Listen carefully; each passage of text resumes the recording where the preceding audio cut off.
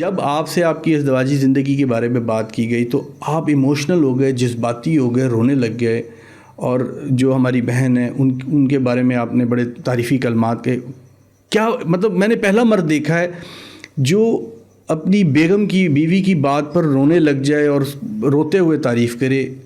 یہ میرے لیے بڑا حیران کن تھا، بلکہ بہت سارے لوگوں کے لیے بڑی حیران کن بات تھی. اس کی وجہ یہ ہے، میں سمجھتا ہوں کہ میری جب شادی ہوئی نا تو میں ہینڈ ٹو ماؤتھ تھا. میرے سسر نے ہمارے اوپر کچھ کرائسس ایسے آئے، حالات ایسے آئے کہ ہم بہت ڈاؤن ٹو ارتھ ہو گئے. تو یہ جو وائف میری آئیں تو میں سمجھتا ہوں کہ اس نے کچھ سال میرے ساتھ ایسے گزارے کہ میں چاہتا تھا کہ مجھے زندگی میں کچھ ملے نا تو میں اس کو دنیا کی ساری نعمتیں دوں گا. پھر اللہ تعالیٰ نے جب حالات بدلے تو میں سمجھتا ہوں کہ یہ سارا کچھ نا میری وائف کی ان نیکیوں کی وجہ سے تھا جو اللہ تعالیٰ نے اس کو اور اس کے باپ کو دی تھی. میرے سسر ایک سمپل سے انسان، 2.5 مرلے کے وہ گھر میں رہتے تھے. گاؤں ہے بدرپور، وہاں سے ان کا تعلق تھا.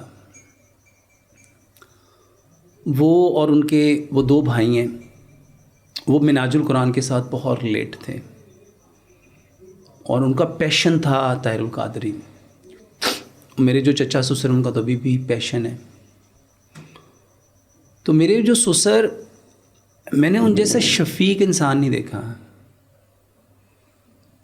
یہ پوسٹ آفس میں ان کی ایک کلرک کی جاب تھی، تو وہ قصور سے بس پہ آتے تھے مزنگ تک، وہاں سے سائیکل لے کے وہ جی پی او آتے تھے. 2 بجے ان کو چھٹی ہو جاتی تھی. اردو بازار سے وہ کچھ کتابیں کاپیاں لے کے تو چھوٹی چھوٹی گلیوں میں جو بک شاپ ہوتے تھے وہاں پہ اسٹیشنری بیچتے تھے. لیکن اللہ سبحانہ و تعالیٰ سے ان کا جو تعلق تھا نا وہ بہت مضبوط تھا. میں نے ان کو کبھی کسی کے بارے میں کوئی بات کرتے ہوئے نہیں دیکھا. تو کیونکہ میں خود چینج ہو چکا تھا، اللہ نے مجھے توحید کی سمجھ دے دی تھی، تو میں نے ان کو تھوڑا سا دین کے بارے میں کہا، اور وہ ماشاءاللہ وہ پورے کے پورے دین میں داخل ہو گئے. الحمدللہ. قادسیہ میں اعتکاف میں، میں حرم میں اعتکاف بیٹھا تھا، وہ قادسیہ میں بیٹھے تھے. 29ویں رمضان کو ان کو اعتکاف کی حالت میں ان کا انتقال ہوا. انا للہ و انا الیہ راجعون. مجھے فون مس کال دیتے ہوتے تھے ہمیشہ، کیونکہ سعودیہ میں کال کرنی تھے. تو میں نے کہا آپ اعتکاف میں بیٹھ کے بھی شرارتیں کرتے ہیں، مس کال ہی دیتے رہتے ہیں. تو مجھے کہنے لگا مجھے نا ملنا ہے تم سے. تو میں کہا کیا ہوا؟ تو کہنے لگے وہ میرے ابو کے بیسٹ فرینڈ ہیں، بچپن کے دوست ہیں. تو میں کہا کیا ہوا؟ کہتا کہ میرے نا دل کو کچھ ہو رہا ہے. اللہ. تو میں کہا پریشان نہ ہوں، اللہ ہمارے ساتھ ہے، اور دونوں صورتوں میں ہمارے لیے اجر ہے. اگر اللہ دنیا میں رکھیں گے تو ہم اچھائیاں کریں گے، اور اگر ہمیں اللہ لے جاتا ہے تو ہم تو اللہ سے پہلے ملنے کا اشتیاق رکھتے ہیں. اللہ. تو پھر کہنے لگے میرے لیے دعا کرو کہ اللہ مجھے استقامت دے. میں ہمارے عید تھی، ان کی 29واں رمضان تھا. تو میں عید کی نماز پڑھ کے آ کے سو گیا.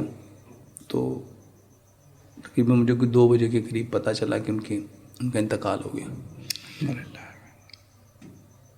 چاند رات کو ٹرالیاں بھر بھر کے لوگوں کا جنازے میں شامل ہونا، تب پتہ چلا کہ وہ انسان کس قدر. ایک واقعہ میں آپ کو بتاؤں گا. ہم موٹر سائیکل پہ جا رہے تھے، سخت گرمی تھی، جون جولائی کے دن تھے. تو مجھے کہتا روکو روکو ایک دفعہ. میں نے کہا کیا ہوا؟ تو وہ 2 خواتین پیدل جا رہی تھیں، ضعیف العمر تھیں. تو مجھے کہنے لگا یار تو نہ انہوں نے بٹھا، تو انہوں نے سٹاپ تے چھڑ. ان کا گاؤں سڑک سے 6-7 کلومیٹر کا ڈسٹینس تھا. ٹھیک ہے. خود پیدل ہو گئے اور ان کو انہوں نے میرے ساتھ بائک پہ بٹھا دیا. میں ان کو چھوڑ کے آیا تو وہ تقریباً 2 کلومیٹر تک وہ پیدل ہی چلتے رہے. ان کا روزہ تھا، اور روزے کی حالت میں گرمی میں ان کی بیٹی کو اللہ تعالیٰ نے یہ عزت دی ان کے باپ. میں کہتا ہوں تمہارے باپ کی وجہ سے اللہ نے تمہیں یہ نہ, اور وہ تہجد گزار تھے. میں نے ساری زندگی ان کو تہجد پڑھتے ہوئے دیکھا. اللہ. اور اللہ تعالیٰ نے میری وائف کو یہ عزت دی ہے کہ ایک اچھی بیوی کے اندر جو صاف ہونے چاہیے نا وہ سارے صاف اس میں ہیں. الحمدللہ.